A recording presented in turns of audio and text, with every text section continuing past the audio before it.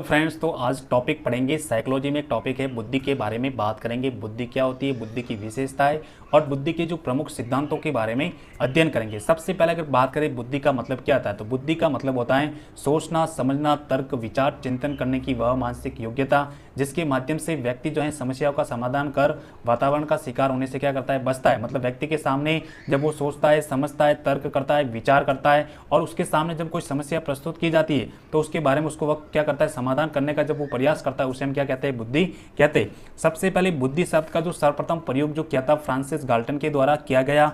उसके बाद में बुद्धि की परिभाषाओं की बात करें, सबसे पहले एक विद्वान हुए थे बर्ट ने कहा था कि जो बुद्धि व्यक्ति की व्यापक मानसिक योग्यता है। बर्ट ने कहा था बुद्धि व्यक्ति की व्यापक मानसिक योग्यता है। स्काउट के बारे में, स्काउट ने क्या कहा था कि बुद्धि जो है सतर्क रहने की योग्यता है। बुद्धि क्या है, सतर्क रहने की योग्यता है। बीने ने कहा था कि जो बुद्धि जो होती है चार तत्वों में निहित होती है। बुद्धि कितने तत्वों में, चार तत्वों में, जिसमें कि सबसे पहले ज्ञान, दूसरा आविष्कार, तीसरा निर्देश, चौथा है आलोचना। उसके बाद में गॉल्टन ने कहा था कि बुद्धि किसी भी वस्तु को जानना और समझने की क्या योग्यता है। स्पेयरमैन ने कहा था बुद्धि जो होती है व्यक्ति की सामान्य योग्यता है। बंकिंगम ने कहा था बुद्धि जो है सीखने की योग्यता है। बुद्धि कैसी है, सीखने की योग्यता। डियरबॉर्न ने कहा था बुद्धि सीखने व अनुभवों का लाभ उठाने की क्या योग्यता है। ईस्टर ने कहा था बुद्धि जो है विभिन्न परिस्थितियों में समायोजन की क्या योग्यता है। और टर्मन ने कहा था कि बुद्धि अमूर्त चिंतन की योग्यता है। प्रश्न आ सकता है कि बुद्धि अमूर्त चिंतन की योग्यता किसने दी थी, तो टर्मन के द्वारा इस परिभाषा को दिया गया।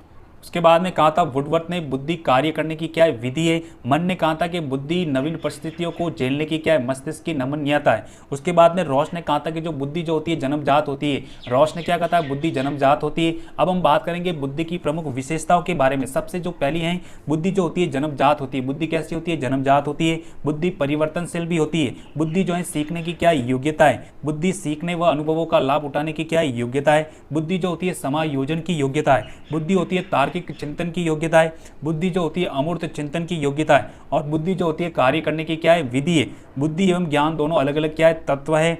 बुद्धि जो होती है वंशक्रम और वातावरण से क्या होती है, प्रभावित होती है। सर्वाधिक प्रभाव वंशक्रम और महत्वपूर्ण प्रभाव किससे, वातावरण से। बुद्धि की दो गतियां होती है, जिसमें कि जो पहली गति लंबवत गति, दूसरी होती है क्षैतिज गति। लंबवत गति में क्या होता है, हमारा मानसिक विकास होता है और क्षैतिज गति में शारीरिक, ये निरंतर चलती रहती है। उसके बाद में बुद्धि का जो वर्गीकरण भी किया था विद्वानों के द्वारा, जिसमें कि सबसे जो पहले विद्वान थे गैरेट महोदय के द्वारा। गैरेट ने बुद्धि को तीन भागों में विभाजित किया। सबसे पहले मूर्त बुद्धि, दूसरी अमूर्त, तीसरी है सामाजिक। उसके बाद में थांडाइक ने वर्गीकरण किया था यांत्रिक बुद्धि, अमूर्त बुद्धि और सामाजिक बुद्धि। अब हम बात करेंगे कि मूर्त बुद्धि का मतलब क्या होता है। तो मूर्त बुद्धि को यांत्रिक बुद्धि कहते हैं, इसी को गामक बुद्धि, इसी को कठोर बुद्धि और इसी को हार्डवेयर बुद्धि भी कहा जाता है। बुद्धि की इस भाग में कार्य करने हेतु शारीरिक श्रम की क्या होती है, आवश्यकता होती है। जिस बुद्धि में हम शारीरिक क्रम करते हैं वो कौन सी बुद्धि है, मूर्त बुद्धि। इसमें कार्य करने के लिए यंत्र और उपकरणों का भी हम क्या लेते हैं, सहायता लेते हैं। इसमें किया गया कार्य कैसा होता है, प्रत्यक्ष होता है। दैनिक जीवन में वस्तुओं का जो आदान प्रदान बुद्धि के इसी भाग में किया जाता है। जैसे कि मैकेनिकल में कौन सी बुद्धि है, तो मूर्त बुद्धि है। इंजीनियर में कौन सी है, मूर्त बुद्धि। फोर मैकेनिकल हो गया, कारपेंटर हो गया, कारीगर हो गया, मजदूर हो गया, कुल्ली, किसान, इन सभी में यहाँ पर क्यों मूर्त बुद्धि क्यों है, क्योंकि ये शारीरिक व मैकेनिकल काम करते हैं। शारीरिक व मैकेनिकल काम करते हैं, वो मूर्त बुद्धि होती है। दूसरी जो बुद्धि अमूर्त बुद्धि की बात करें तो इसी को मृदुल बुद्धि, सॉफ्टवेयर बुद्धि, शाब्दिक बुद्धि। बुद्धि के इस भाग में कार्य करने तो शारीरिक श्रम की क्या होती है, आवश्यकता होती है। इसमें किए गए कार्य प्रत्यक्ष नहीं होते। अमूर्त बुद्धि का संचालन मूर्त बुद्धि के उपकरणों द्वारा ही संभव है। इसमें शब्द, संकेत, चित्र, चिन्हों का प्रयोग किया जाता है। इस कारण इसे पुस्तक की बुद्धि भी कहा जाता है। उसके बाद में लेखक, चित्रकार हो गया, मूर्तिकार हो गया, कहानीकार, शिक्षक, वकील, कवि, गणितज्ञ, वैज्ञानिक और मनोवैज्ञानिक, इस सब में कौन सी बुद्धि हो, तो अमूर्त बुद्धि होती है। उसके बाद में सामाजिक बुद्धि की बात करें, बुद्धि के इस भाग में नवीन सामाजिक संबंधों का निर्माण किया जाता है। इस बुद्धि के लोगों का प्रमुख जो उद्देश्य होता है समाज सेवा करना, जैसे कि दया है, करुणा, सहयोग, सहानुभूति इस बुद्धि के प्रमुख तत्व माने जाते हैं। अब बात करें कि इस बुद्धि में जैसे कि राजनेता हो गया, समाज सेवक हो गया, सामाजिक कार्यकर्ता हो गया, ठीक है ना, मजदूर यूनियन का लीडर हो गया, तो उसमें कौन सी बुद्धि होगी, सामाजिक बुद्धि। अब हम बात करेंगे बुद्धि की जो प्रमुख सिद्धांत है, कौन कौन से सिद्धांत किस विद्वान के द्वारा दिए गए। सबसे पहला बुद्धि का जो एक कारक सिद्धांत दिया था बिने के द्वारा, किसके द्वारा, बिन्ने के द्वारा। उसके बाद में बुद्धि का जो द्विकारक सिद्धांत है स्पीयरमैन के द्वारा दिया गया। बुद्धि का त्रिकारक सिद्धांत की बात करें तो स्पीयरमैन, और बहुकारक सिद्धांत की बात करें तो थॉर्नडाइक के द्वारा इस सिद्धांत को दिया गया। उसके बाद में समूह कारक सिद्धांत की बात करें तो थर्स्टन कैली के द्वारा दिया गया। उसके बाद में बहुबुद्धि सिद्धांत की बात करें तो हार्वर्ड गार्डनर के द्वारा दिया गया।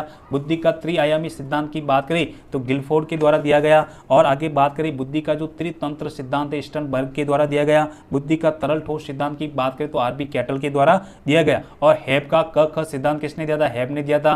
बुद्धि का पदानुक्रमिक सिद्धांत की बात करें तो सिरिल बर्ट व बर्नन के द्वारा इस सिद्धांत को दिया गया। और बुद्धि का जो प्रतिदर्श सिद्धांत है वो थॉमसन के द्वारा दिया गया। सर्वप्रथम बुद्धि परीक्षण पर कार्य प्रारंभ करने का श्रेय किसको जाता है, विलियम वुंट को जाता है। लेकिन सबसे पहले बुद्धि परीक्षण करने का श्रेय किसको जाता है, बिने को जाता है। 1905 में 30 प्रश्नों के साथ इस परीक्षण को किया था। सबसे पहले व्यक्तिगत और शाब्दिक परीक्षण भी बिने के द्वारा किया गया। सर्वप्रथम मानसिक आयु संप्रत्यय का जो विचार किसके द्वारा, बिने के द्वारा दिया गया।